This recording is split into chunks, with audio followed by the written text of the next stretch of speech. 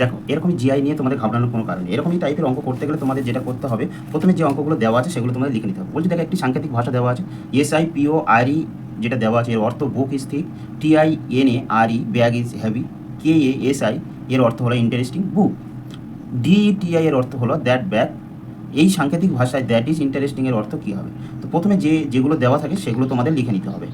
PORE equal to যেটা দেওয়া আছে সেটা তোমরা চট জলদি এরম লিখে নেবে,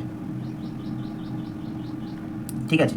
লিখে নিলে TINARE equal to bag is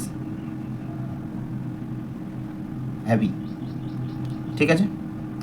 R KASI equal to যেটা দেওয়া আছে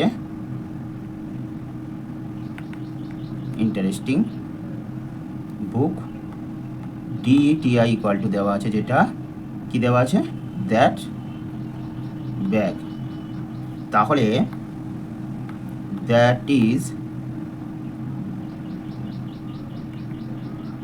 ইন্টারেস্টিং এর অর্থ কি হবে বের করতে হবে। তো এখানে যেগুলো দেওয়া আছে সেগুলো লিখে নেওয়ার পরে দুটো করে লাইন নেবে, নেওয়ার পরে কার কি মিল আছে সেটা তোমরা দেখবে।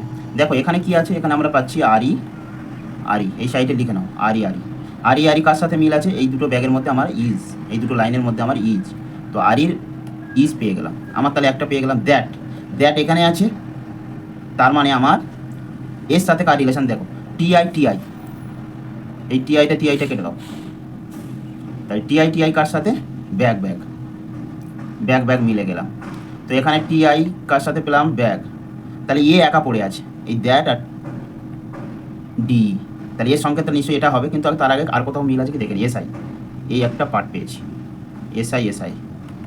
SI ইকুয়াল টু পেয়ে গেলাম বুক আর বুক, এই একটা কি পেলাম বুক পেলাম। তাহলে এখানে ইন্টারেস্টিংয়ের একটা পার্ট একা পড়ে আছে, তাহলে এটা হবে নিশ্চয়ই। তো আমি তাহলে পেয়ে গেলাম KA ইকুয়াল টু ইন্টারেস্টিং,